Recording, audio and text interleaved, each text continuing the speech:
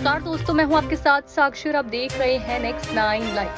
सेना में निचले पदों पर अस्थायी भर्ती अभियान के विरोध को देखते हुए प्रधानमंत्री नरेंद्र मोदी ने कहा, अच्छे मकसद से की गई चीजें राजनीति में फंस जाती हैं। ये देश का दुर्भाग्य है, लेकिन पिछले 8 साल में मोदी सरकार ने कई ऐसे बड़े नीतिगत फैसले किए हैं जिनका व्यापक विरोध हुआ है। हालांकि विरोध के बावजूद 2 को छोड़कर मोदी सरकार ने अपने सभी नीतिगत फैसलों को बरकरार रखा। आखिर मोदी सरकार अचानक इस तरह चौंकाने वाले फैसले क्यों लेती है और इनका क्या असर होता है? विशेषज्ञ इसे किस नजरिए से देखते हैं, आइए जानते हैं।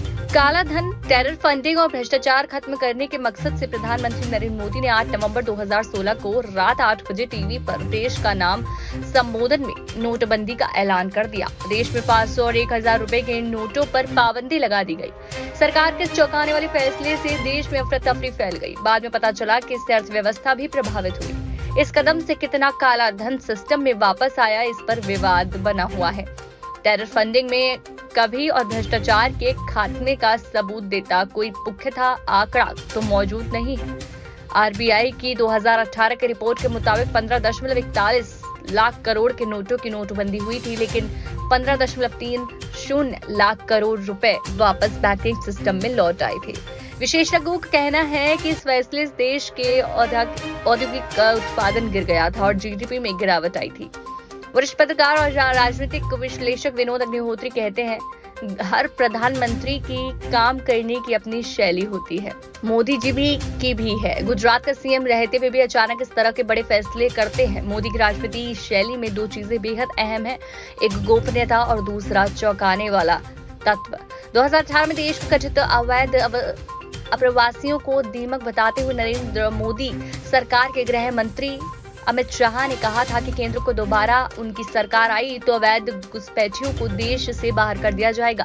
फिर असम में नेशनल रजिस्टर ऑफ सिटीजन्स लागू करवाया गया और 20 लाख लोगों को इससे बाहर कर दिया गया। सीएए के तहत मुस्लिम बहुल आबादी वाले देश पाकिस्तान, बांग्लादेश और अफगानिस्तान में उत्पीड़न के कारण भाग कर भारत आए हिंदू, सिख, ईसाई, जैन, बौद्ध और पारसी धर्म के लोगों को भारत की नागरिकता प्रदान करने का प्रावधान है। मुस्लिमों को इससे बाहर रखा गया है। पूर्वी दिल्ली में इससे विरोध में हिंसा हुई और 53 लोगों ने अपनी जान का निधन हो गया और कई लोग घायल भी हुए। इसमें ज्यादातर मुस्लिम थे। इसके बाद देश में कोविड लॉकडाउन की वजह से इन कानूनों का विरोध धीरे धीरे दब गया। वरिष्ठ पत्रकार और इसका एसोसिएट एडिटर स्मिता गुप्ता कहती हैं कि मोदी सरकार ध्रुवीकरण की नीति और विपक्ष की कमजोरी की वजह से बढ़त बनाए हैं। नोटबंदी के बाद भी बीजेपी यूपी का चुनाव जीत गई। इसके बाद इनसे लोकसभा का चुनाव जीता। इस राजनीति मजबूती ने मोदी सरकार को इतने बड़े फैसले अचानक लेने के मामले में दुस्साहसी बना दिया है। इस अपडेट्स के लिए चैनल को सब्सक्राइब करना ना भूलें।